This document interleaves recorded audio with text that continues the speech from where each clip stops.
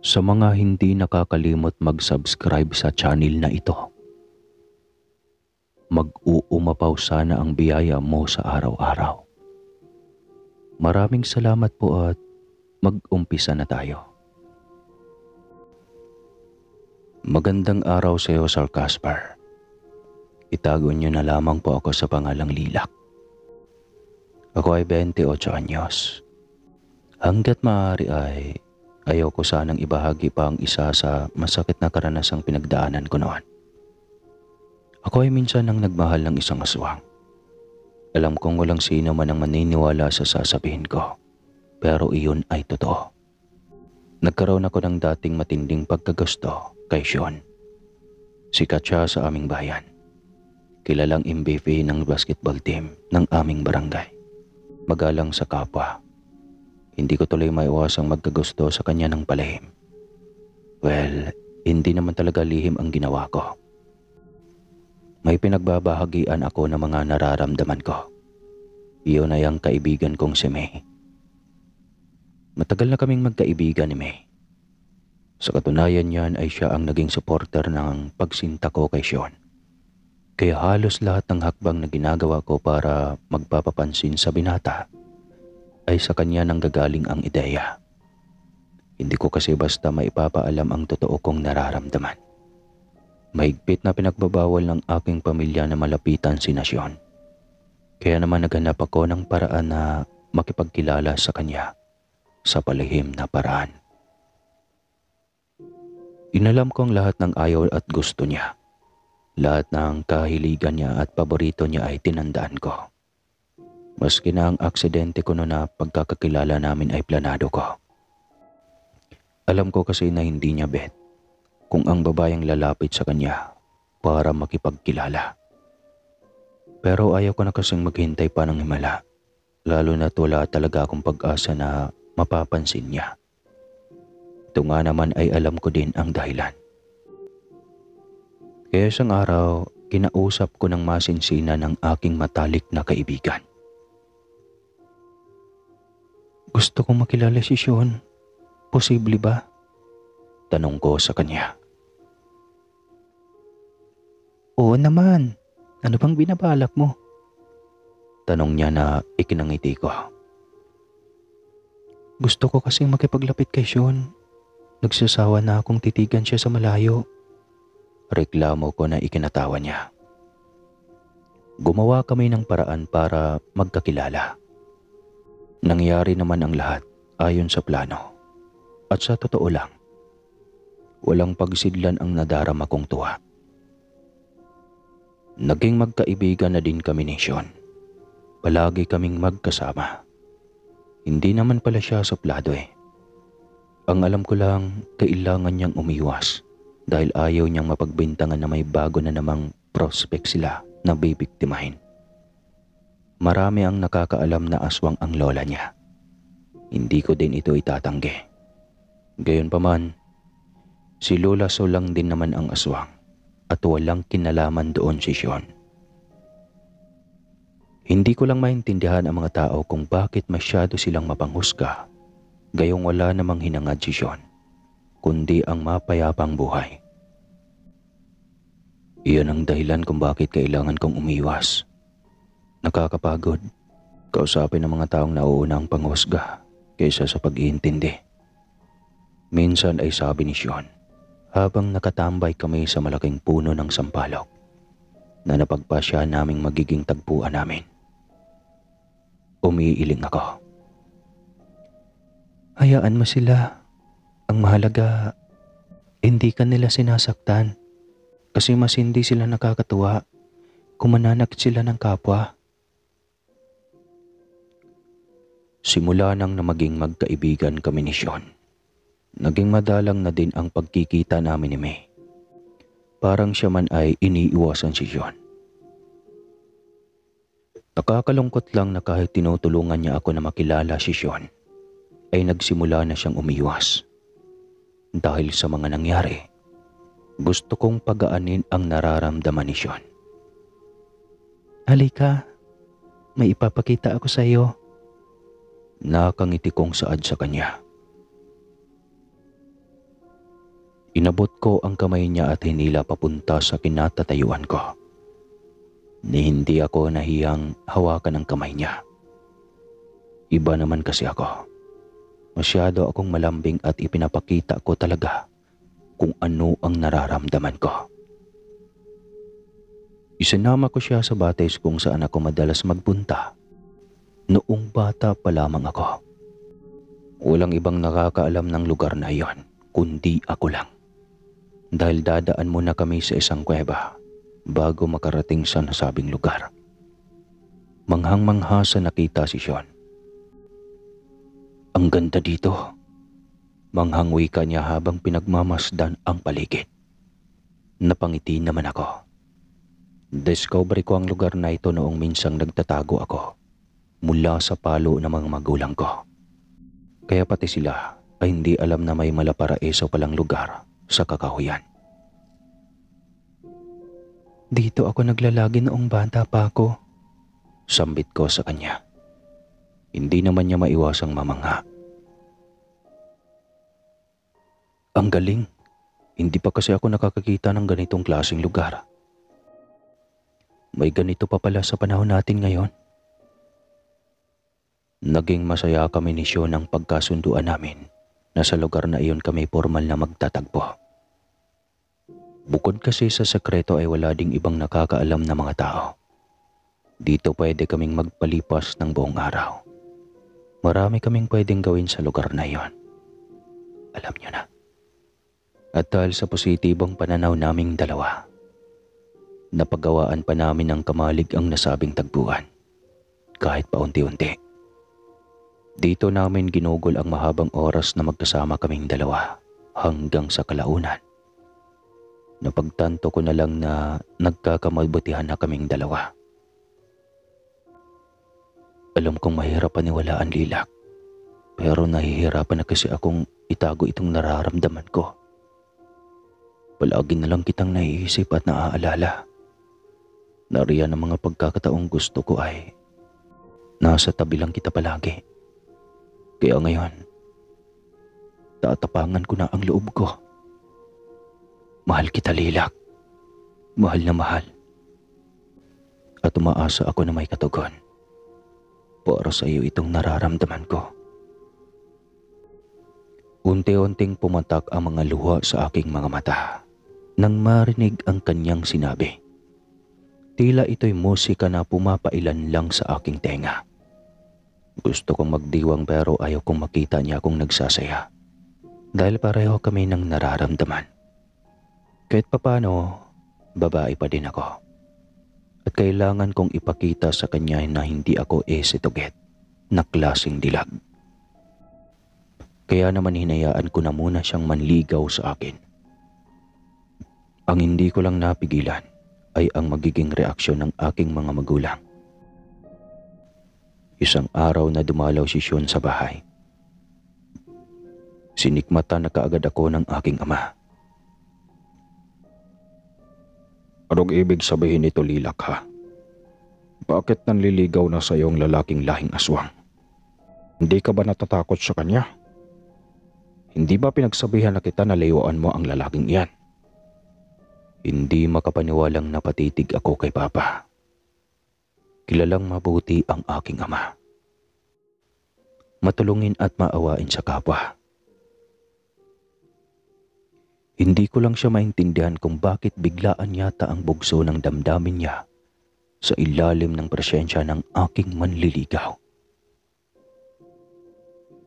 Pa, mabuting tao si Sean. Alam niyo yan.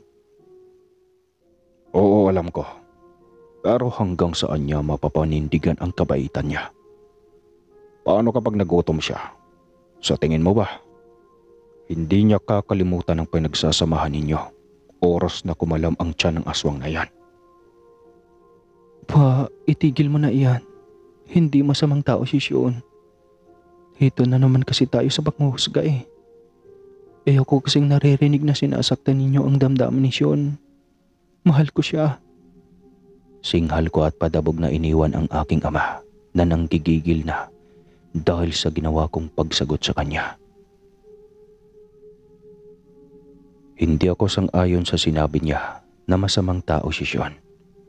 Alam kong darating ang araw na makikita niyang tama ako. Hindi magandang isipin na hinuhusgahan niya kaagad ang lalaking mahal ko.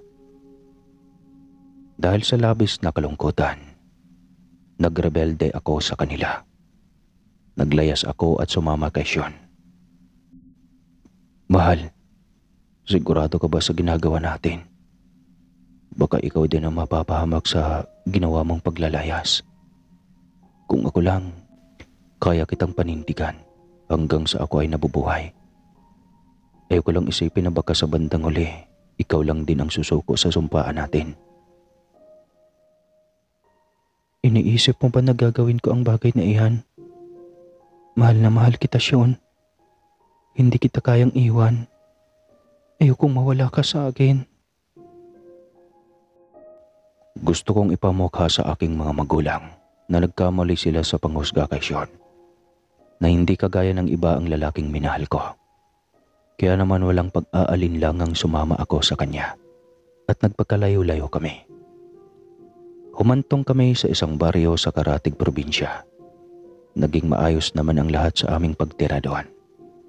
Isang lumang bahay ang aming natirahan malapit sa simbahan. Nabili namin ito sa murang halaga. Ayos lang din naman. Kasi kaunting linis lang ay alam ko na magiging okay din ang lahat. Natuto kaming dalawa ni Sean na mamuhay na nakabukod sa aming mga pamilya. At sa totoo lang, wala kaming pinagsisihan. Ikinatuwa ko ng gusto nang makasama ako kay Sean at hindi na lumayo sa kanya. May mga mababait kaming kaibigan kahit papano. Sila ang tumutulong sa amin para maging maayos ang paninirahan namin sa lugar na iyon. Sila ay sina Ina at Romel. Sila ang mga unang tumanggap sa amin sa lugar na ito. Kaya labis ang pasasalamat ko sa kanila. Huwag kang mag-alala, Lilac. Ligtas kayo dito. Bukod sa may kalayuan ito sa bayan ay wala din naman napapagawi dito palagi. Kami lang din ni Romel ang madalas na pumupunta sa lugar na ito.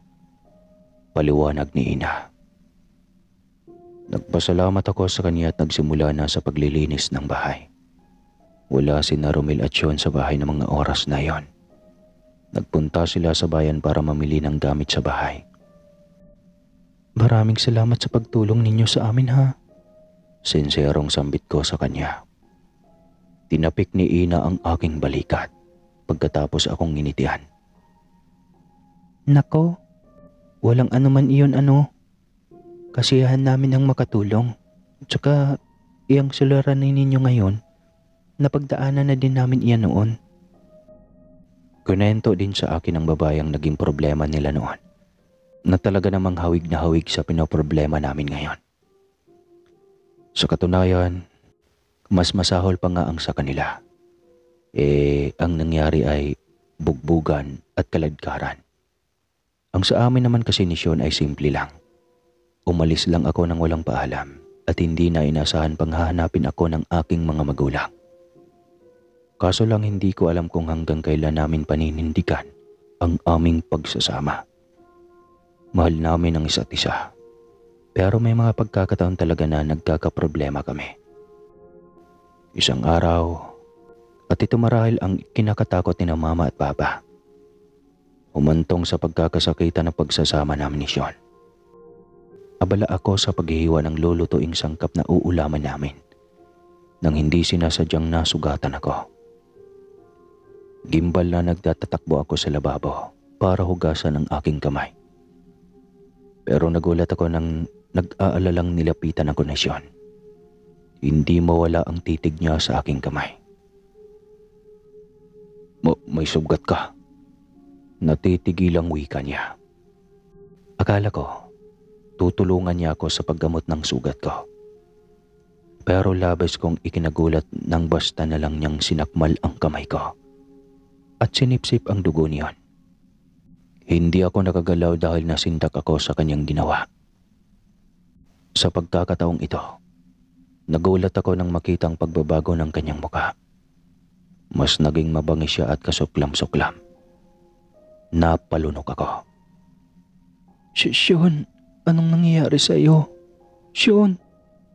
Maraas ko siyang itinulak dahilan para saglit siyang mapabalik sa katinuan. Hindi siya makapaniwala sa ginawa kong pagtulak sa kanya.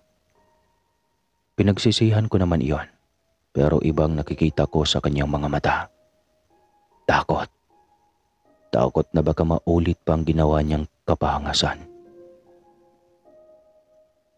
Biglang tumayo si Sean at iniwan ako. Sean, sandali. Habol ko pero hindi ko na siya inabutan. Kay bilis niyang naglahaw sa aking paningin.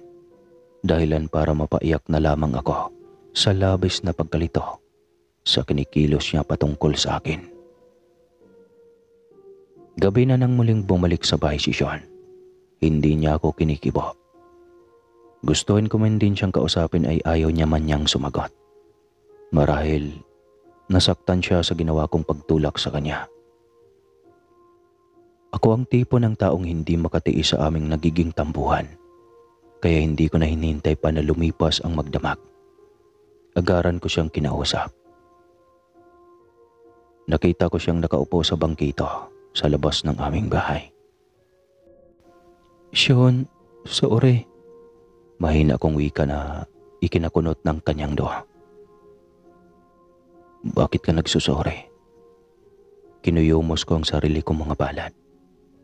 Hindi ako mapakali sa kakaisip na baka mag-alit siya sa akin o baka ayaw niya akong kibuin.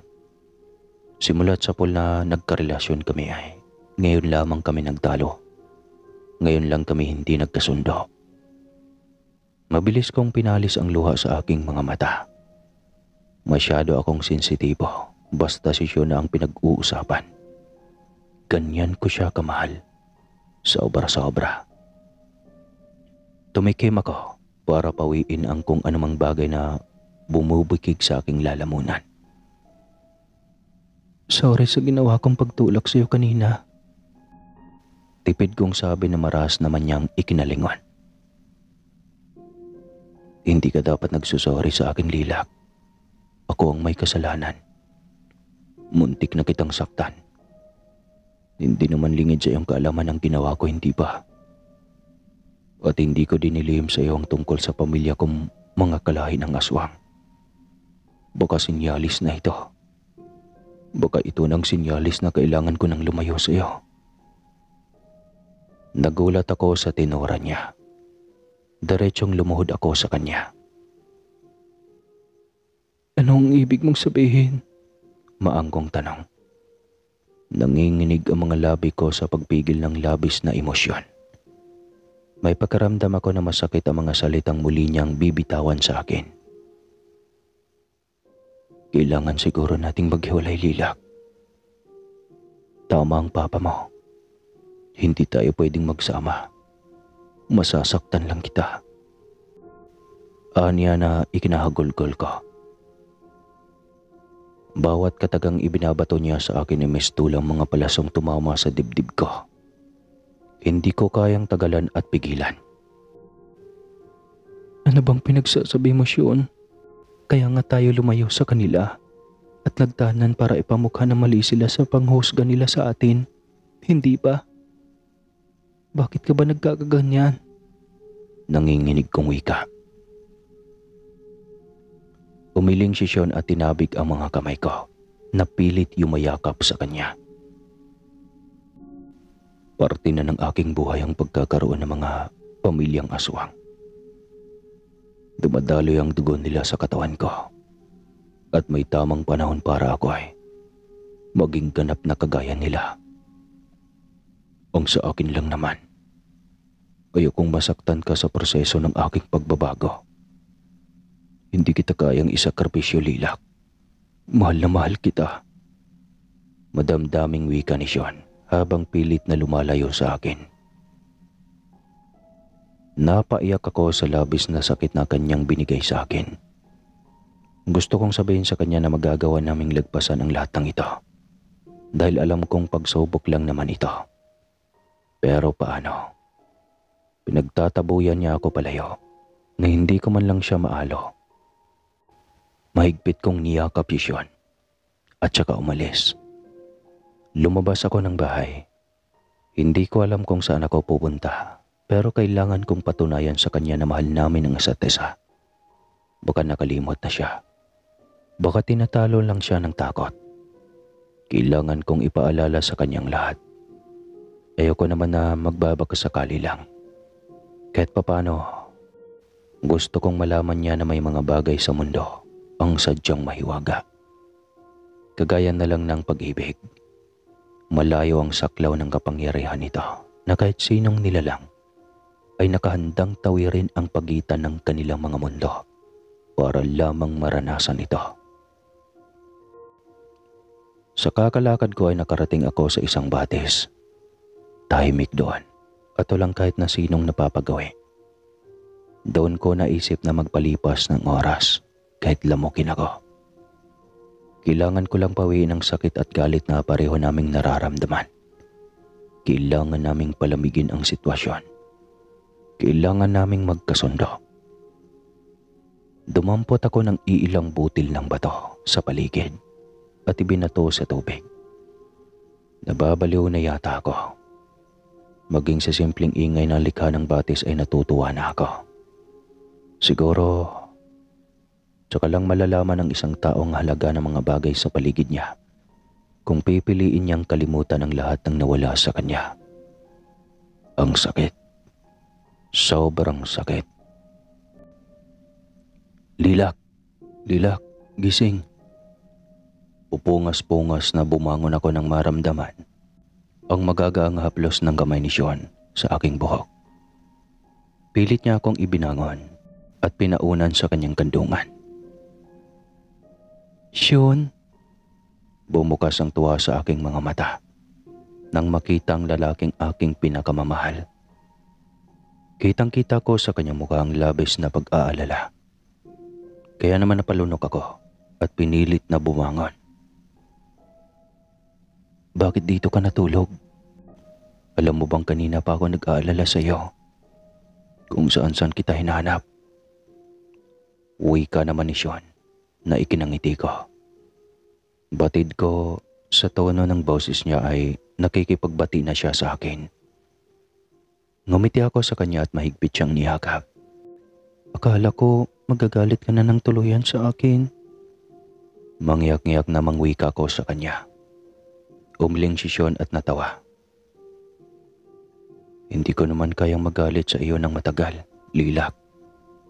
Tsaka kasalanan ko ang nangyari. Sorry kung hindi ko man lang napigilang pagtaasan ka ng boses. Gusto kong sabihin sa kanya na ayos lang. Na hindi ko na iniisip ang lahat ng iyon. Pero hindi ko na ginawa. Sa halip, ninamnam ko ang init ng kanyang yakap. At kalaunan, tumingala ako sa kanya. Nagkatitigan kaming dalawa. Hanggang sa namalayan ko na lang na unti-unting nagkakalapit ang aming mga mukha. Ilang sandali pa, napapikit ako nang maglapat ang aming mga labi.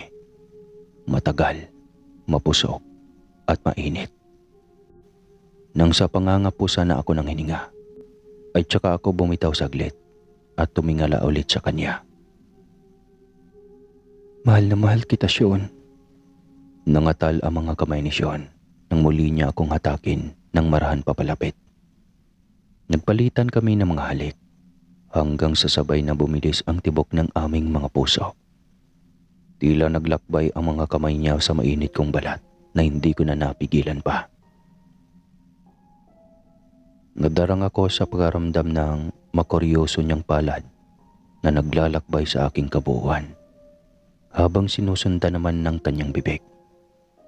Hindi ko mapigilang mapakawala ng isang mahinang ungol para akong mawawala sa sarili dahil sa kanyang ginagawa. Mas lalo akong nanigas ng ibaonisyon ang mukha niya sa aking leeg na tila kinakabisado ang aking amoy.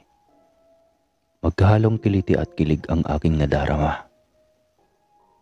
Sean, I love you. Simpleng sabi ni Sean na nagbigay ng libo-libong paru-paro sa aking tiyan. Pakiwari ko ay isa akong pinakakaingatang rena na kailangang bigyan ng importansya.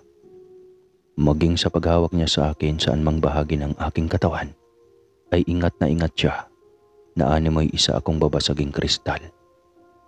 Napakurap-kurap ang aking mga mata. Nginitaan ko si Sean. Kung aalokin niya ako na pumunta sa langit, sasama na kaagad ako. Wala akong pakialam kung saang lupalop kami naroon o kung may makakita man sa amin. Ang mahalaga ay maiparamdam ko sa kanya ang aking pagmamahal kahit na magdugdug-aa pa kami doon. Kaso lang nang tatanggalin na niya ang aking mga saplot, isang sigaw ang aming narinig. Nagmula ito sa bukana ng kakahuyan. Nagulat ako at nagmadali sa pagtayo at ganoon din si Sean. Alam ko, parehong namumula ang aming mga mukha sa labi sa pagkadarang sa sensasyon. Kaya naman napatakim ako at inayos ang aking sarili. Nilingunan ko si Sean na abala naman sa pagsuklay ng kanyang buhok, gamit lamang ang kanyang mga daliri.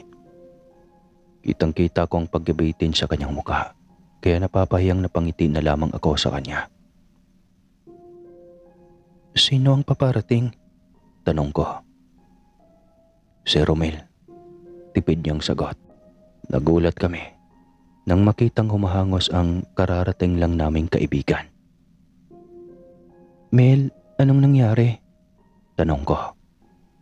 Mangyak-ngyak si Romel habang nagsasalita. May aswang. Sinugod kami ng aswang sa bahay.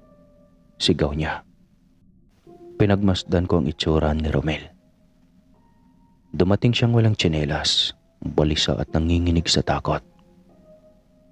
Nanlil ang kanyang mukha sa alikabok. Punit pa ang kanyang damit na ang kwento niya ay inatake daw siya ng aswang. Hindi ko na matiis ang takot kaya kinakailangan kong tumakas sa bahay. Napakalakas ng aswang at nagawa niya akong ibalibag. Nakakatakot ang kanyang anyo, isang matandang babaeng aswang. Ha? Ano? Sigurado ka ba sa sinasabi mo? Nakakita ka ng aswang? Mukha ba akong nagbibiro? Muntik na niya ako mapatay. Nakatakas lang ako. Gimbal na sigaw ni Romel. Nagkatinginan kami ni Sean. Alam namin na may lahing aswang ang aking kasintahan. Pero sigurado ako na hindi siya ang may kagagawa ng nangyari sa kanila ni Romel. Dahil magkasama kami. Nagulat na lang ako nang umiyak sa aming harapan si Romel. Nasaan si Ina? Buti na lang wala siya sa bahay nang sumugod ang aswang. Hindi sila nagpang-abot. Kung hindi ko pa nababanggit sa inyo, galit si Ina sa mga aswang dahil ang mga nasabing nila lang ang pumatay sa kanyang mga magulang.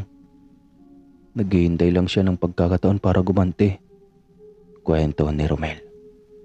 Siya namang pagdating ni Ina, baka sa kanyang mukhang pag-aalala. Mahal, salamat at ligtas ka. Nang mapagmasda namin si Ina ay nag-aalala din kami. Nakita ko kasi ang kanyang mga galo sa braso. Ina, anong nangyari sa iyo? Tanong ko. Galit na humarap sa akin si Ina. Pag ko ay nagbago ulit ang kanyang reaksyon. May aswang akong nakasagaw pa kanina. Anya. Diyos ko, sinaktan ka ba niya? Tanong ko naman. Pauwi na ako mula sa palengke dahil namili ako ng mga kailangan namin ni Romel sa bahay. Tiyempong dumaan ako sa malaking abandonadong bahay nang makapansin ako ng kakaiba. Sinubukan kong lumingon sa paligid at napansin ang kakaibang bulto sa di kalayuan. Kinlaro ko ang taong iyon. Akala ko nakatayo lang siya doon.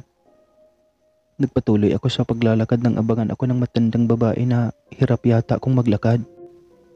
Binati ko siya kasi nakaugalian na namin ang batiin ng bawat kakilala. Matanda man ang bata kapag nakakasalubong namin sila sa daan. Kahit sa totoo lang ay hindi ko siya kilala. Panimula ni Ina. Sa halip na gumanti ng sagot ang ginang ay ikinagulat niya raw nang gusto nang umisi ang ginang at may hinahanap na lalaki. Hindi niya maintindihan ang sinasabi nito, kaya ilang beses din siyang napatanong. Ngunit nagalit yata ang matanda dahil sininghalan na siya nito. Ano raw ba ang kailangan niya? Tanong ni Romel. Hindi ko maklaro ang pangalan ng hinahanap niya, pero nang tinangka kong kausapin ulit ang matanda ay umatungal na ito at sumingasing na tila ba isang mabangis na hayop, tsaka tumulo ang malapot nitong laway. Damaluhong sa akin at mabangis na pinagkakalmot ang aking mukha. Hindi lang nagtagumpay ang aswang sa pag-atake sa akin dahil nagawa kong ipananggalang ang aking braso kaya marami akong sugat. Paliwanag ni Ina. Muling napakapit ako kay Sean dahil sa aming narinig. Bigla akong natakot. Mukhang naamoy kami ng mga magulang ni Sean. May kutob akong sila ang naghahanap sa kanya. Hindi ko lang masabi sa aming mga kasama dahil kailangan kong protektahan ang aking lalaking mahal. Tahimik lang si Sean. Kaya mo bang ilarawan ang itsura niya, Ina? Muli kong tanong sa kanya. Nanlamig na sa kanyang kinatatayuan si Sean, kaya napahawak ako ng mahigpit sa kanyang kamay. Tumango naman si Ina. Mapupula raw ang nanlilisik na mga mata nito at umuungol ng malayo pa siya. Parang nagalit ang aswang nang makitang papatakas na siya. Sa pag-aakalang makakaya niya itong labanan ay nagpatuloy siya sa pag-atake. Pero napagtanto niyang mas mabangis pa pala ito. Ani sa hinagap niya ay hindi niya inaasahan. Kakaibang nasabing aswang lilak. Nakakatakot dahil umaatungal ito. Ang kanyang mga mata ay hindi kagaya ng normal ding aswang na bilugan, kundi kagaya ito ng isang pusa. Tila ba manipis na linya lamang ito at masakit sa paningin kapag kumukurap. Parang hinihiwa ang iyong mga mata. Detalyadong sabi niya sa akin na nagawa niyang makaiwas sa tangkang pagbaon ng kamay ng aswang sa kanyang dibdib. Kaya ang nangyari, ibinalya niya ang aswang at malakas itong tinadyakan sa tiyan. Dahilan para tumilapon ang nilalang. Mas lalo raw itong nag-ulaol sa labis na galit. Mas lalo akong nataranta sa sinabi ni Ina. Baka sa kanyang mukha ang suklam, kaya para hindi kami mahalata ng aming mga kaibigan, ay pinakalma ko muna sila. Mabuti na lang, kaagad naman silang nahimasmasan. Tahimik pa din si Sean nang makauwi kami sa bahay. Ayos ka lang ba? Tanong ko sa kanya. Tumingin sa akin si Sean at tipid ng ngumiti. Oo naman. Anya. Ngunit iba ang sinasabi ng kanyang mga mata.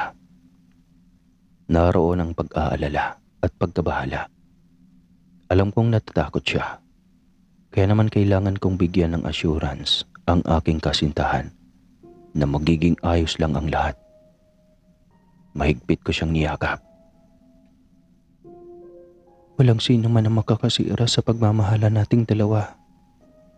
Tandaan mo iyan, Sean. Tanging tayo lang na dalawa. Mahal na mahal kita. Wika ko sa kanya. Sa unang pagkakataon, nakita kong umiyak si Sean. Hindi ko alam kung ano ang aking sasabihin. Naunahan ako ng awa at lungkot dahil sa ipinakita niya. Sobrang nasaktan ako sa ginawa ng kanyang pamilya. Alam ko na kami ang hinahanap ng mga ito. Ayaw ko lang na malaman ng lahat na may ugnayan si Sean sa mga taong iyon. Kailangan ko siyang ilayo dito habang hindi pa nalalaman ni Ina at Romel ang totoo. Nang gabing iyon ay nag-impake ako.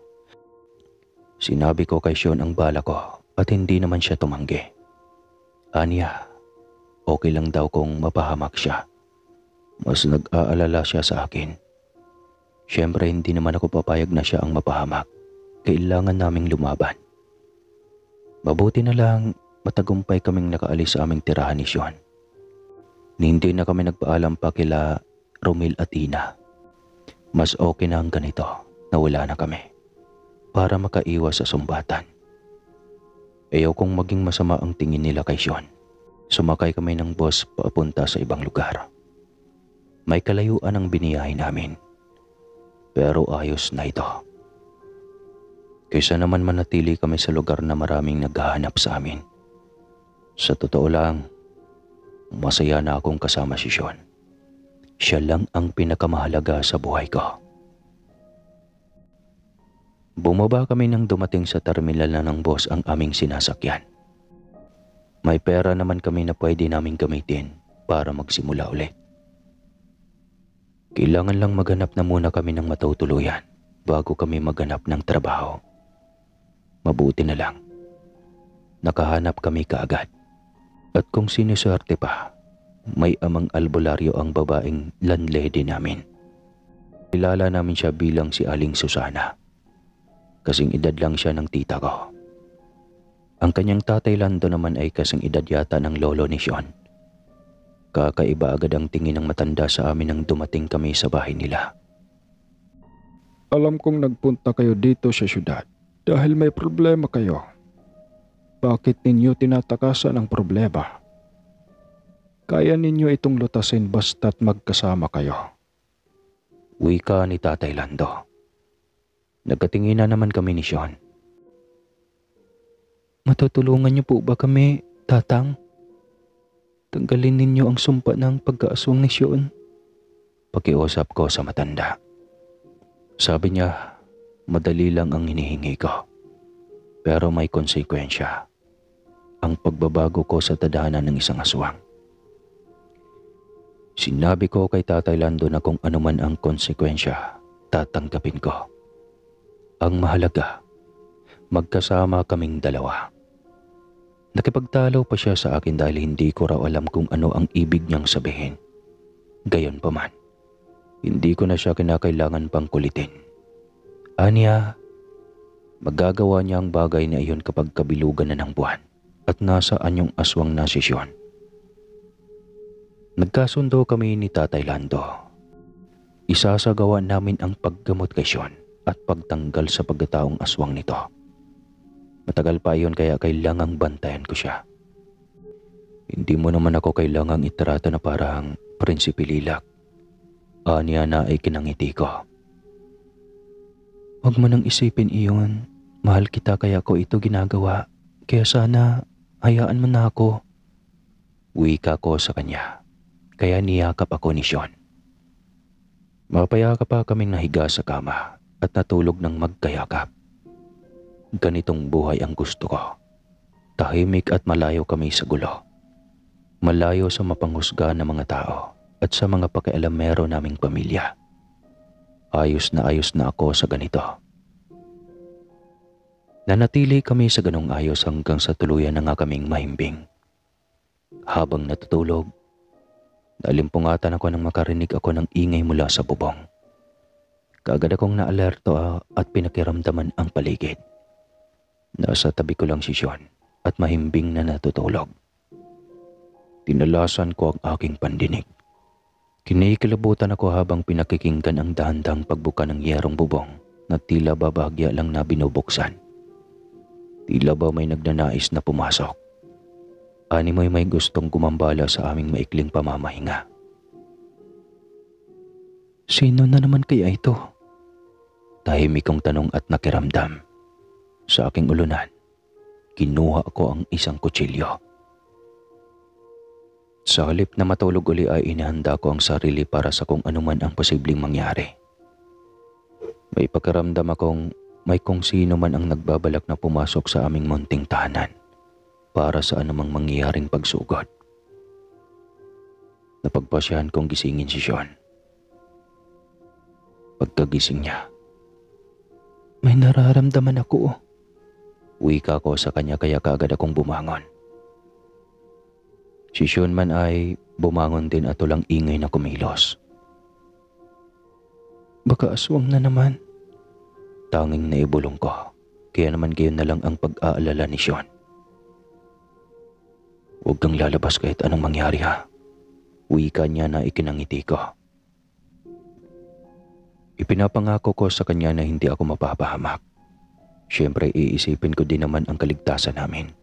Dahil hindi naman pwedeng manatili na lang ako dito habang kinakatay kami ng aswang. Basta hindi kami gumalaw sa kinaroroonan namin. Hinintay namin na makapasok ang mapangahas na nilalang na walang ibang ginawa kundi ang pakialaman ang tahimik naming buhay. Kailangang makuha natin ang aswang na yan at ma-interrogate. Wika na siya na ikinatawa ko. Hindi na kami nagsalita pa nang makita namin ang pagliwanag ng sewang ng yerong bubungan. Tanda na may gumagalaw sa bandang yon. Una kong nakita ay ang mga mata ng aswang at mahabang kulay puting buhok. Umaangil ang nilalang sa ibabaw na labis naming ikinakilabot. Halos hindi na namin alam kung paano gumalaw dahil napagtanto ko na kapag may magawa kaming maling kilos ay daluhungin kami kaagad ng nilalang. Nang maramdamang nagiging agresibo ito, hindi na ako nakapagtimpi pa. Gulantang na napaatras ako at bumalikwas ng bangon at saka binato ng aming unan ang bubong. Lumayas ka dito. Akala mo ba natatakot kami sa iyo? Angil naman ni Sean at inihahanda na ang itak na kanina pa niya hawak. Sa pagkakaalam ko, may nakalagay na mga pangontra ang bawat patalim na hawak namin. Binuhusan ito ng Tatay Lando ng langis na may kakayahang magpaso ng balat ng aswang. Napaiktad kami ng may marinig na kalampag at nasundan ng paglundag.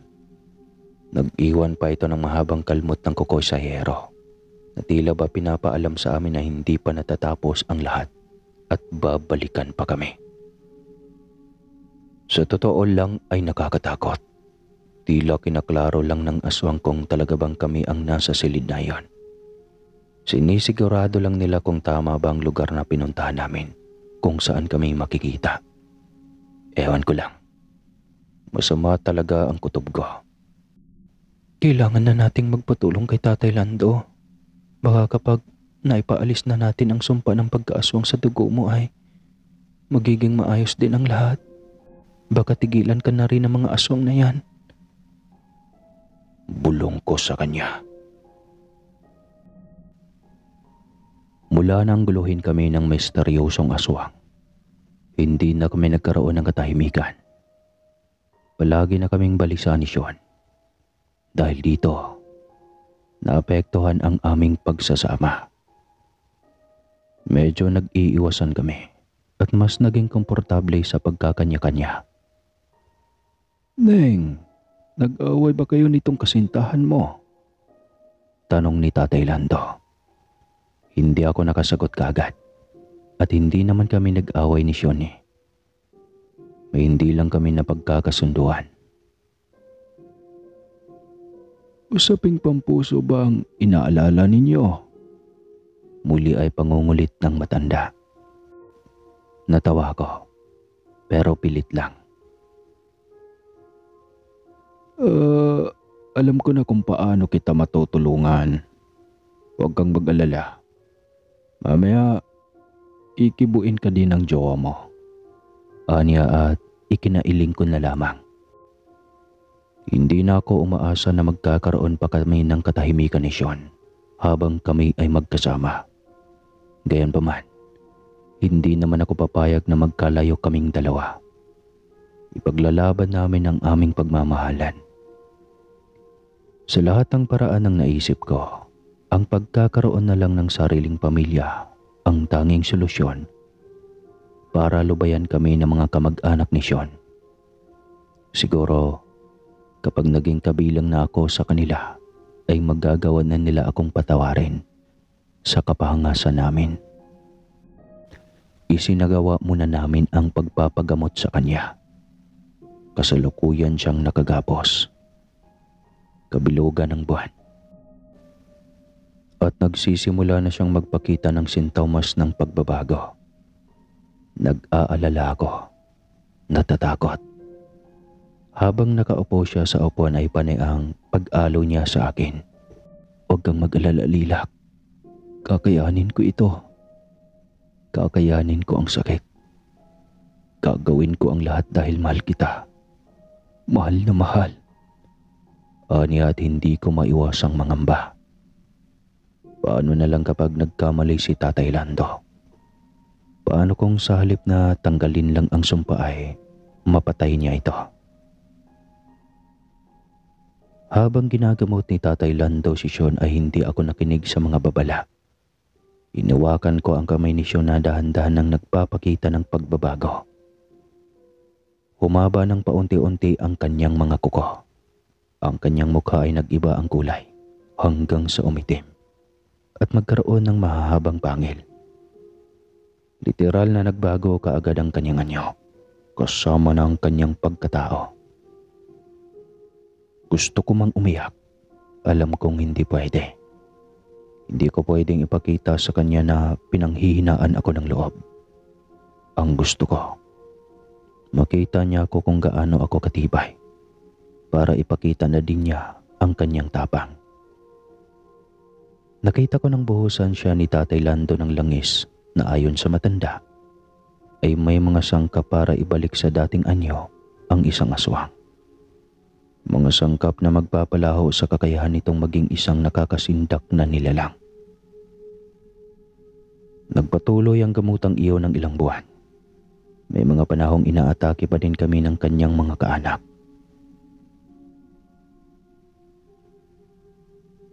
Tila ba'y nagalit sila ng gusto sa aking ginawa.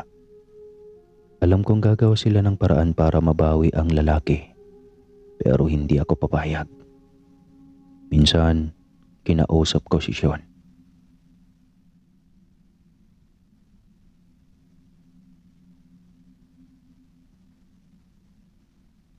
Mahal na mahal kita, Sean. Seryosong saad ko sa kanya. At puno ng pagmamahal na hinalikan siya sa labi. Nagtatakang napatingin naman sa akin si Sean. May pagdududa sa kanyang mga mata. Alam mo, Lilac, nakakatakot ka ngayon. Wika nito habang nakatitig sa akin. Napakunot na ako sa tinura ng aking kasintahan. Kumabog ang dibdib ko pero hindi ako nagpahalata. Bakit mo naman nasabi yan? Makapagsabi ka kasi ng mahal mo ko. Parang mawawala ka sa akin. May problema ba? Nagtatakang tanong niya sa akin na ikinakunot ng aking noo. Paano mo naman nasabing mawawala ako? Magkasama lang naman tayo ah. Wika ko sa kanya. Pilit kong binabago ang aking reaksyon sa takot na baka mabuking ako kaagad. Ayoko makita niya na nagpapanggap lang ako. Oo nga at magkasama tayo. Ngunit hindi ko maiwasang mag-alala. Hindi ako inosente, Lilac. Alam ko ang nangyayari sa pagsasama natin. Sabihin na lang natin na tinutugis ako ng kapamilya ko para ibalik sa amin. Alam nilang may kakayahan ako para maging aswang. Pero iniisip ko naman ang posibilidad na magbago sa tulong ni Tatay Lando. Paano na lang kung may konsekwensya ito? Ayoko mawala ka sa akin, Lilac. Mahal na mahal kita. Higit pa sa inakala mo. Medyo salbahe ako. Oo. Pero paraan ko lang naman iyon ng paglalambing sa iyo. Madamdaming wika ni Sean na bigla kong ikinaluha. Nabaghan ako sa lahat ng kanyang sinabi. Mahal na mahal ko siya at ramdam ko na mahal din niya ako. Ngunit alam ko, may problema ito. Nararamdaman niya. Niyakap ko ang binata, mahigpit at puno ng pagmamahal. Para sa akin, sapat para alisin ang lahat ng pag-aalinlangan sa aming puso. Huwag mo kong iiwan, Lilac. Kapag ginawa mo yon, mawawala ng direksyon ang buhay ko. Baka magpakamatay ako. Parang bata niyang wika at ikinandong ako sa kanyang hita. Wala akong magawa kundi ang lihim na papaiyak. Labis akong nahihirapan sa aming sitwasyon. Pero ano ba talaga ang kailangan naming gawin? Nahihirapan na kami. Kung sana lang talaga matutong makontento na lamang ang pamilya niya at huwag na kaming hanapin.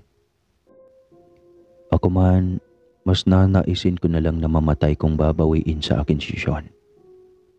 Isa pa, minahal ko siya ng totoo. Ang pagtitinginan namin ang pinakamasayang nangyari sa buhay namin. Kaya naman sinunod ko ang payo ng Tatay Lando na maging masaya kami. Habang wala pang problemang dumarating. Mamasyal tayo. Kaya ko sa kanya isang araw. Napatitig si Sean sa kamay ko nang makita niyang inaabot ko ito. Napangiti siya. Tsaka inabot naman niya ang kamay ko. Tara, aniya.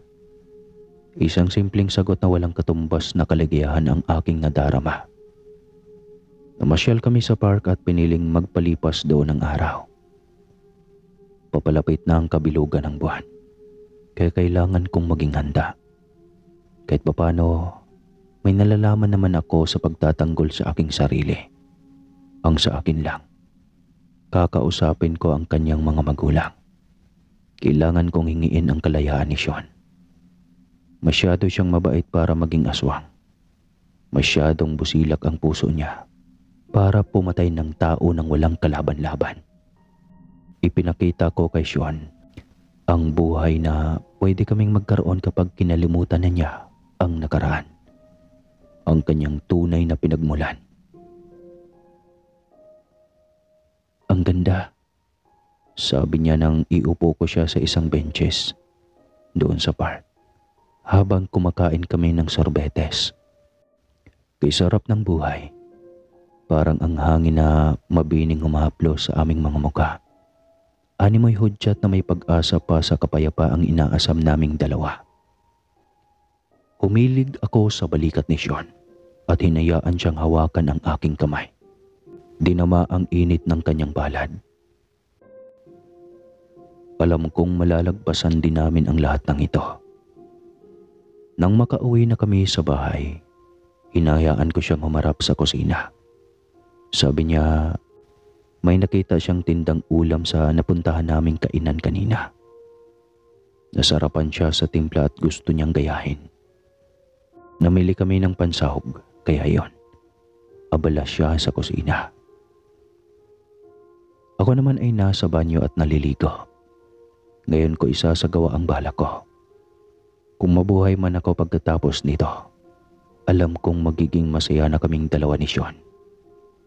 Iba na ako sa lilak na nakilala niya noon. Iyong nakadepende sa kung sino ang matibay.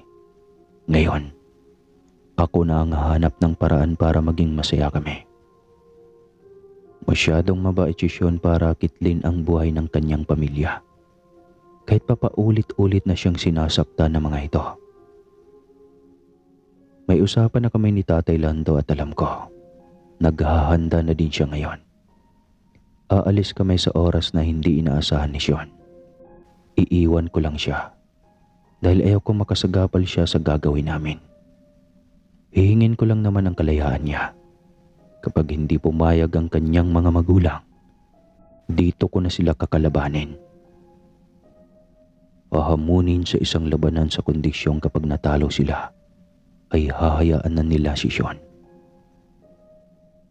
Napakunot ako ng noo nang hindi ko matagpuan si Sean sa kusina paglabas ko. Sean? Tawag ko. Maging sa sala ay napagawi na din ako, pero wala siya. Nagsimula ng kabahan ang puso ko. Hindi na ako mapakali.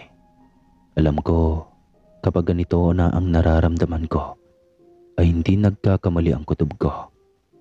Baka may nangyari na sa mahal ko. Lumabas ako at sa kalye niya siya hinanap. Walang tigil sa pagkabog ang dibdib ko. Hindi ko alam kung paano ko ipapakita ang labis na pag-aalala. Sobrang balisa ako. Sean, nasaan ka? Nagsisimula na akong mangatal sa takot dahil hindi ko na siya makita. Kung saan-saan na ako napapalingon hanggang sa mapansin ko ang isang bulto sa madilim na bahagi ng kakahuyan. Naging mas matindi ang takot ko nang makitang si Sean pala yun. Dali-dali ko siyang nilapitan. Parang may nakita akong kausap niya, pero hindi ko na naabutan dahil mabilis itong lumipad palayo sa kanyang kinaroroonan. Alam ko, kaanak niya iyon. Sean, sino ang kausap mo? Tanong ko kaagad. Tagal na kalingon ni Sean sa akin. Marahil tinatansya niya ang mga kasinungalingang ihahabi niya sa akin. Wala. Isang kaibigan lang. Huwag kang mag-alala. Wika niya kaya napaiyak ako. Sabihin mo sa akin ang totoo. Nakipagkasundo ka ba sa kanila? Nanginginig kong wika na ikinailing kaagad ni Sean. Hindi. Wala akong kahit na anong sinabi sa kanila. Anya pero iba ang sinasabi ng mga mata ni Sean. Nagsisinungaling siya sa akin. Nagtatampong nauna ako sa paglalakad pa uwi sa inuupahan naming bahay.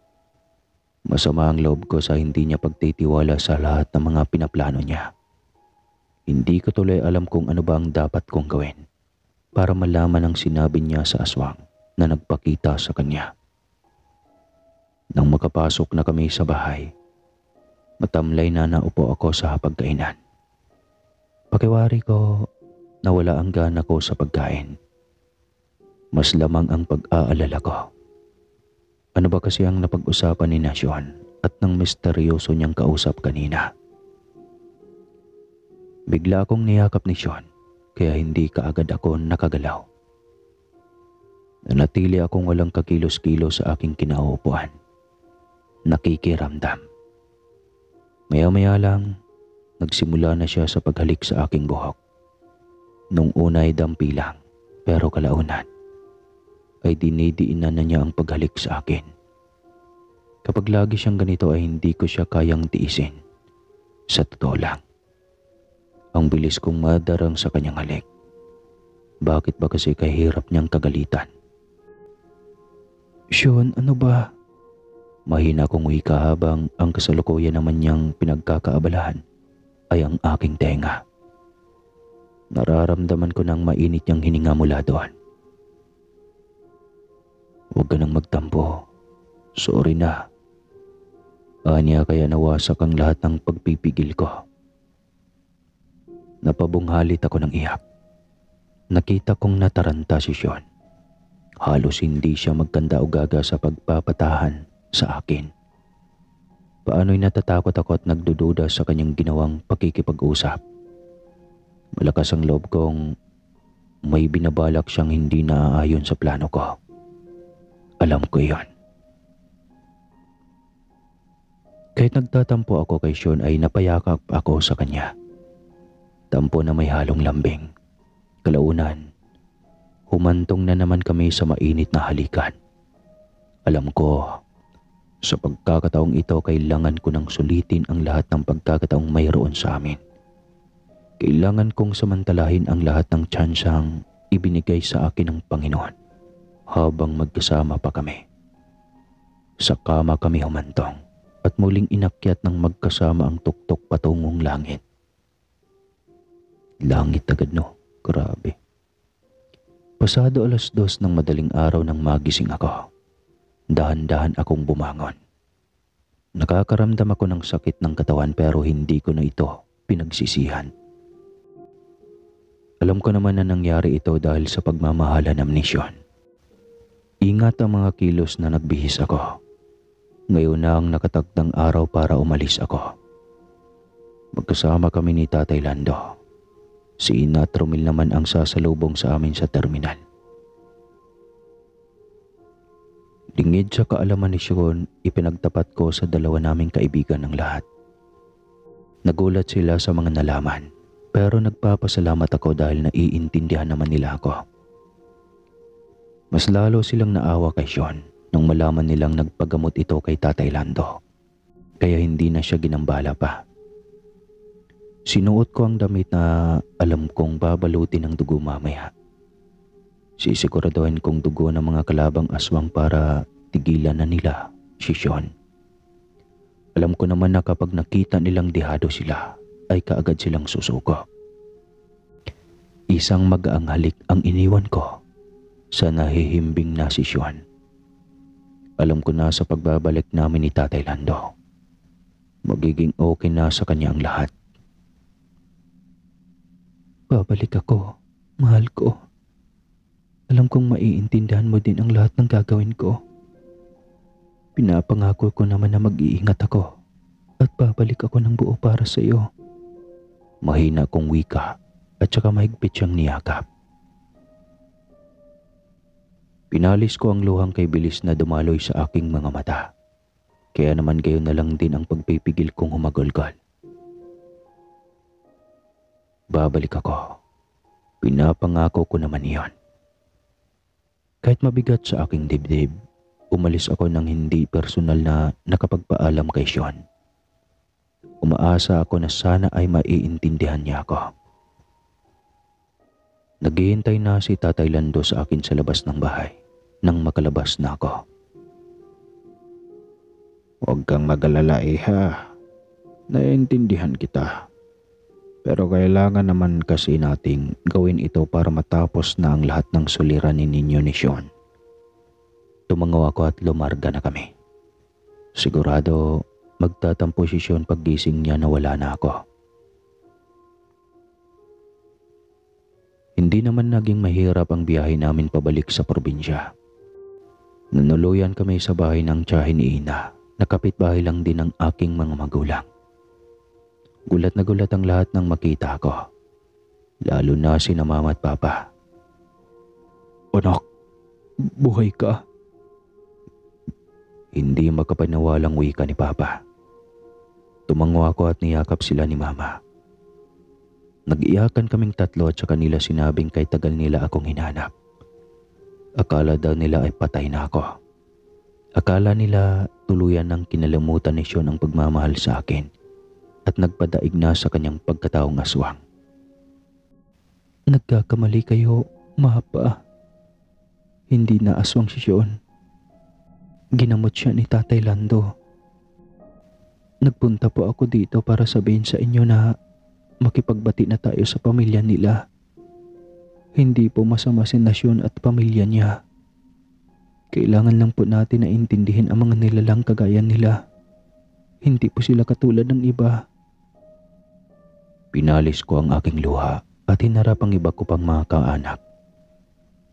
Nadatnan ko sila na nagtitipon-tipon sa aming bahay para daw magpadasal sa akin.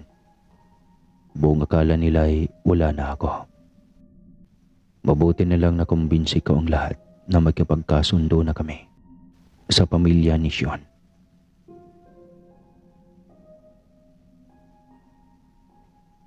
Kung talagang mahal ninyo ang isa't isa at iniingatan nyo naman ang bawat isa, wala kaming ibang magagawa kundi ang bigyang basbas ang pagsasama ninyong dalawa.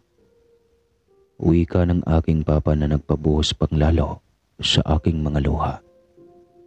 Walang pagsidla ng tuwa sa mukha ni na Tatay Lando at Romel at maging si Ina. Masaya ako para sa inyo, Lilak. Alam kong magiging maayos na ang relasyon ninyo ng pamilya mo. Wika ni Tatay Lando. Sabik naman akong nagtungo kaagad sa tahanan ni Sean. Kasama ko pa din si na Tatay Lando na nakahanda sa anumang gagawin namin. Sakali mang maging kabaliktaran sa magiging reaksyon ng mga magulang ng lalaking mahal ko. Walang ipinagbago ang itsura ng lugar ni Sean. Ganoon pa din ang pwesto ng bahay nila. Ang paboritong bisikleta ni Sean ay nakahimpil pa din sa gilid. Halos hindi na nagagalaw. Pero alam kong may tao naman dahil bukod sa may umuusok sa bandang kusina ay bukas din ang pintuan. Kaya mo yan, Iha. Naniniwala ako na magiging maayos din ang lahat. Wika ni Tatay Lando sa akin. Ngumiti ako at nagpasalamat.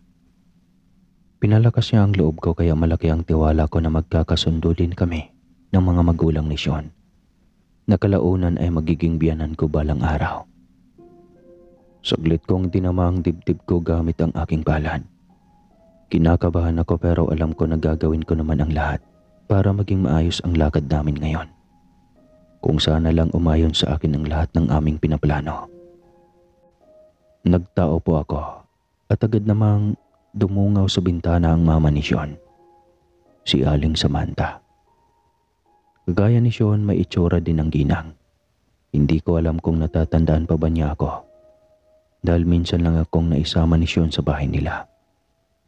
Pero duda ako kung nakalimutan na niya ako. Ang mga kagaya ko ay mahirap kalimutan lalo na't ako ang kumuha sa isa sa mga pinagmahalagang tao sa buhay niya. Saglit na napakunot ang noo ng ginang. Bagoy na pangiti at nakakita ako ng bakas ng rekognasyon. Hindi ko alam kung bakit wala akong madamang panghuhusga sa paraan ng paglapit sa akin ni Aling Samantha. Para siyang nakakita ng isang kaibigang matagal na nawalay sa kanya. Aling Samantha, mahina kong wika. Hindi ko maintindihan kung bakit emosyonal si Aling Samantha. Pero nang magsalita siya ay dito ko lubusang napagtanto ang lahat. Lila, kumusta ka na iha? Si Sean, sama mo ba siya? Tanong niya. Umiling ako pero sunod-sunod na pumatak ang luha sa aking mga mata. Biglang bumigat ang aking pakaramdam. Kaya gayon na lang ang pagnanais ko na makausap si Aling Samantha. Pasensya na po, pero hindi ko po siya kasama. Nasa inuupahang bahay po namin siya sa lungsod. Paliwanag ko na ikinatango naman ni Aling Samantha. Nagkukumahog pa siya sa pag-iimbita papasok sa bahay nila. Kaya naman nagkatinginan kami ni Tatay Lando. Pagkuhay na palibot ako ng tingin sa paligid ng kanilang bahay. Ang nasa labas ng bakuran ay simple lamang. Hindi kagaya ng mga tipikal na naririnig kong dapat ay bakuran ng mga aswang.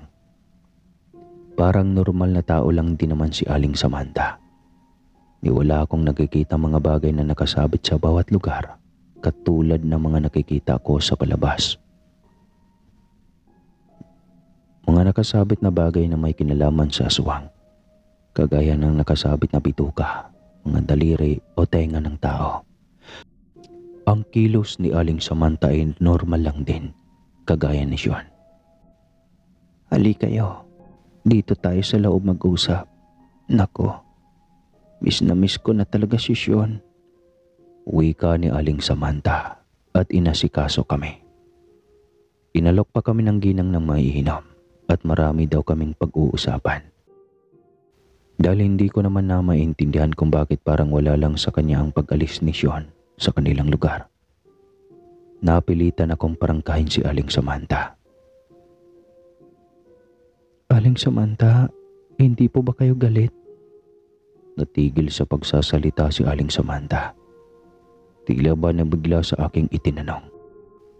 Maya-maya pa ay may sumilay na mumunting ngiti sa gilid ng kanyang mga labi. Kagustuhan ng anak ko ang umalis. At masaya din ako dahil hindi na mahaharapan ni Sean ang kanyang lola. Ayon kay Aling Samantha, si Manang Sol lang naman daw ang gustong maangkin ni Sean ang bertud ng pagkaaswang niya. Naging rason din na naging magkasintahan kami para makaisip sila ng paraan kung paano matatalikuran ni Sean ang bertud. Tawang-tawa kami ng ama niya nang malaman namin na sumama si Sean sa iyo. Naisip ko, magiging normal na ang buhay niya. Nakakapagod maging aswang iha. Isa sa mga dahilan kung bakit ayaw kong tanggapin ang bertud ni nanay. Buhay pa nga ay nagdurusa na. Paliwanag ni Aling Samantha. Napaiyak na ako ng tuluyan sa aking mga nalaman. Buong akala ko, galit na galit ang mga magulang ni Sean dahil sa pakikipagrelasyon sa akin. Anak, hindi niyo kailangang matakot. Ang pag-alis ni Sean sa bahay namin ay may basbas ko at ng aking asawa. Kung maranasan niya ang hirap na dinanas ng kanyang lola Sol dahil hinuhusgahan ito ng mga tao. Ewan ko din ba sa kanya kung bakit kailangan niyang ibigay sa apo niya ang bertud Gayong pwede naman niya itong ibigay sa ibang tao na gustong magkaroon niyon. Umiling si Tatay Lando. Alam ko, siya man ay natuwa sa naging pag-uusap namin ni na Aling Samantha. Dapat pala, sinama na natin si Sean sa pag-uwi dito. Anya, Hindi ko alam na ang lola lang pala ni Sean ang nagpapahirap sa kanya. Hindi ko alam na ganito pala ang pinoproblema niya. Wala siyang sinasabi sa amin. wika ko. Idinantay ni Aling Samantha ang kanyang kamay sa aking balikat. Kadalasan, hindi na niya sinasabi kung ano pa ang nararamdaman niya. Mas lalong pinipilit niya itong ilihim at hanapan ng solusyon ng mag-isa kaysa naman ipaalam pa sa iba. Sa ngayon, kailangan ninyong balikan si Sean Lilac. Umuwi kayo dito sa bahay. Maluwag namin kayong tatanggapin. Huwag na kayong manirahan sa malayo. Alam ko naman na gusto mo ding mapalapit sa mga magulang mo. Niyakap ko si Aling Samantha. Tunay nga na naiintindihan niya ako sa aking mga hinaing. Buong akala ko'y mahihirapan kaming kausapin siya. Kaya naman, ginagap ko ang mga kamay ni Aling Samantha. Uwi po kami dito, Aling Samantha. Nanay, tawagin mo kong Nanay Samantha Lilac. Napayak na ako nang yakapin ako ng ginang. Alam ko, magiging maayos na din ang lahat.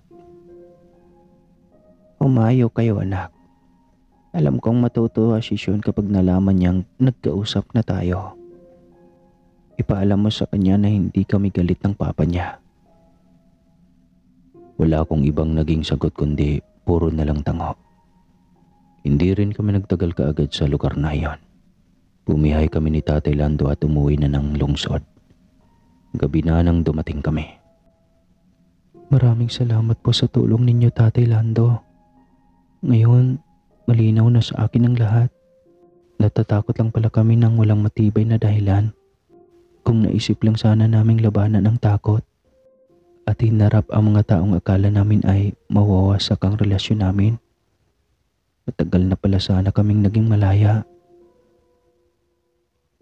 Huwag mo nang isipin yun, iha.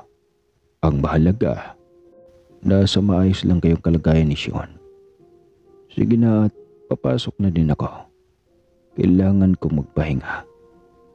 Wika ni Tatay Lando.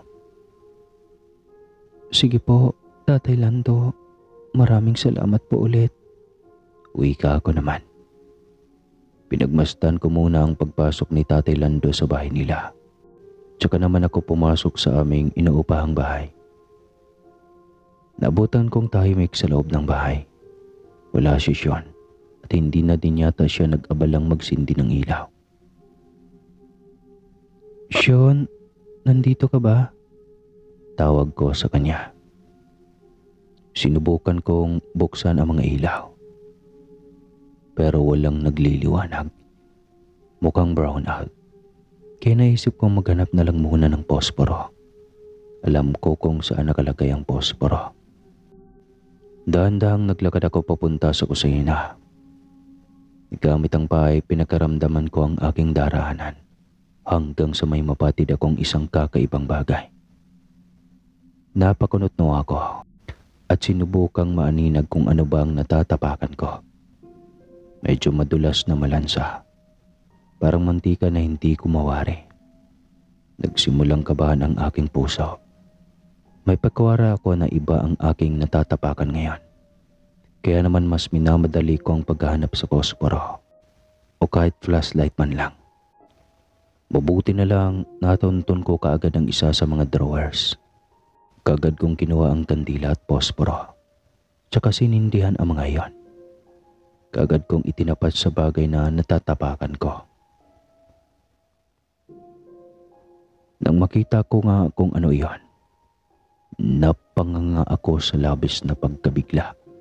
Makailang beses akong napahinga ng malalim at muling tinitigan ang bagay na aking nakita.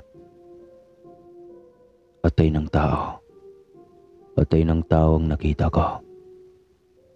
Nanginginig na umatras ako at halos habulin ang aking paghinga dahil sa nervyos na aking nakita. Bakit may atay ng tao sa lugar na ito? Nanginginig kong wika. At hinanap sa paligid si Sean. Wala siya sa sala pero may mahabang pagkakahila ang bituka papunta sa kusina. Dito ko naisipang pumunta.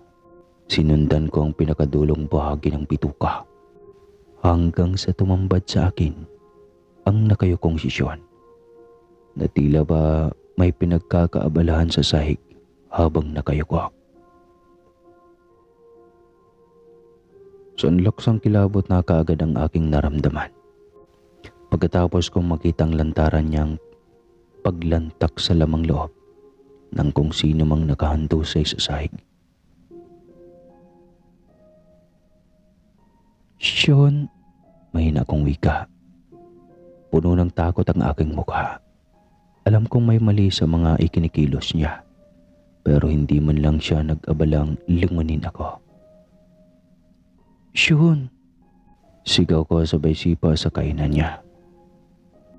Umungol ang lalaki sa aking paanan at tila ba hindi nagustuhan ang aking ginawa. Napaatras ako nang makita ang kanyang nanlilisik na mga mata. Kakaiba sa ipinapakita niya kagabi habang kami ay magkasama. Ngayon tila ibang nilalang na siya. Wala na ang bakas ng pagiging tao sa kanya. Hindi ko alam kung dapat ba akong mabahala, pero nangangamba ako. May nangyari sa kanya habang wala ako dito sa bahay kanina. Iyon lang ang nasisigurado ko. Sean, ano bang nangyayari sa iyo? Nag-aalala kong wika. Sinubukan ko siyang hawakan pero tinabig niya ang kamay ko. At mas naging mabalasik pa sa pagtaboy sa akin. Nang subukan kong agawin ulit ang bagay na nilalantakan niya, ay alam kong hindi niya ito nagustuhan. Tuluyan na siyang tumayo at hinarap ako, kaya kahit natatakot ay dinama ko ang langis na nasa bulsa ko. Hindi nito mapapatay si Sean, pero sapat naman para magawa ko siyang pakalmahin sa kung anuman ang nangyari sa kanya. Hindi ko tuloy na malaya ng biglaan niyang pag-atake sa akin. Basta na lang niya akong dinaloohong at sinaktan. Ang kanyang mga kamay ay nagkaroon ng mahabang kuko, habang ang kanyang dila naman ay humaba din. Pumalag ako at sinipa siya, dahilan para tumalapan siya sa sahig. Hindi makapaniwalang tinitigan ko siya. Tila ba may nagbago kay Sean? Kakaiba na siya kung makatitig. Ang kanyang mga mata ay puno ng puot at pagkatakam. Sa madaling salita, literal na siyang naging aswang. Napaiyak ako at hinarap na siya ng tuluyan. Paano ka naging ganyan, Sean? Paano ka naging aswang? Paano? Nanginginig kong wika sa kanya. Hindi niya ako masagot, pero alam kong may malaking dahilan sa nangyayaring ito. Sinubukan ko siyang lapitan pero sinaktan niya ulit ako. Gaya ng ginagawa ng isang aswang kapag gusto nitong mambiktima. Nang iaangat na sana ni Sean ang kanyang mga kamay papunta sa akin ay nanlaban ako. Sean, itigil mo ang ginagawa mo. Hindi ko na mapipigilan pang sarili ko lilak. Tuluyan akong nilamon ng pagkaswang. Angil niya at muli akong inatake. Ayoko mang mangyari pero naglaban kaming dalawa. Kahit alam kong mahal na mahal ko si Sean, ay hindi ko naman mapapayagang saktan na lang niya ako nang dahil lang sa aswang na siya. Ginamit ko ang kakayahan ko para matalo si Sean nang hindi ko siya kinakailangang sugatan o patayin. Ang alam ko lang, kailangan na naming maging prangka sa mga bagay na ginagawa namin. Mabuti na lang nagawa ko siyang itali sa isa sa mga upuan at hinayaan doon. Kahit nang gigigil na nagpupumigla siya, hindi ko naman mapapayagan na saktan niya ang sarili niya dahil kailangan kong malaman kung bakit niya ito ginagawa. Habang nagpupumilit siyang makawala, nang gagalaiti siyang hinarap ako. Pakawalan mo na ako. Hindi ko gusto maging ganito. Pero Sean, paano ka naging aswang ng tuluyan? Si Lola. Sabi niya sa akin na papatayin ka niya kapag hindi ko tinanggap ang perdo na ipapamana niya sa akin. Ngunit magkamali ako sa aking naging desisyon. Mas lalo ka pala niyang masasaktan dahil hindi ko kontrolado ang sarili ko. Hanggang ngayon nauuhaw pa din ako. Kaya napapansin ko ang dahan-dahang pagbabago ng kanyang anyo. Hindi ko pa din ito pinansin. Mas kailangan kong maghanap ng paraan kung paano siya maibabalik sa dati. Lumipas sa mga araw na halos maglupas ay siya sa pagmamag-awa na pakawalan ko na daw siya. Pero hindi ko magawa. Dito na nagsimulang mawala ng gana sa pagkain si Sean. Mabilis na bumagsak ang kanyang katawan. Hindi na niya kinayang matinding paghihirap hanggang sa magawa niyang makawala. Nagulat na lang ako nang makarinig ng balita tungkol sa mga natatagpuang bangkay sa kung saang-saang sulok ng aming nayon. Kung tutuusin, malaki ang isyong kailangang sagutin ng kung sino mang nakakaalam sa bagay na iyon. Alam ko kung sinong may kagagawan ng mga patayang ito. Kundi si Sean. Tatay Lando, wala na po ba tayong magagawa para pigilan siya? Wala na ba tayong ibang kailangan maging sa paraan para ihinto ng pagpatay niya? Baka mapahamak siya sa ginagawa niya. Hindi ko alam kung paano sasabihin sa iyo ng maayos ang mga bagay na ito, Iha. Ngunit may mga bagay na kailangan nating tanggapin, gaano man kasakit. Kinabahan ako sa sinabing iyon ni Tatay Lando. Alam kong may isusuhestyon siyang paraan pero siguradong hindi ko ito magugustuhan. Paano po, Tatay Lando? Anya, kailangan naming mahuli si Sean. Igapos at paliguan ng langis. Makikita daw namin ang tunay na pagbabago sa kanya kapag naging aswang siya ng tuluyan sa kabilugan ng buwan. Ibig sabihin ay may tinanggap siyang bertod mula sa aswang. May tinanggap siya mga bagay na alam niyang ikakabago sa pagkatao niya. Kinagabihan, sinimulan ko ng paghahanap kay Sean. Kung saan-saan ko na siya hinanap hanggang sa matagpuan ko siya sa kakahuyan. May nabiktima na naman si Sean. At sa pagkakataong ito ay isa yung buntis. Kasalukuyan niyang nilalantakan ng sanggol na hindi na nabigyan ng pagkakataong mabuhay. Tahimik akong napaiyak dahil sa kanyang ginawa. Makailang beses na siyang pumatay ng tao. Sa totoo lang, makailang beses akong nagbigay sa kanya ng pagkakataon na magbago na at talikuran ang lahing ibinabato sa kanya ng lola sol niya.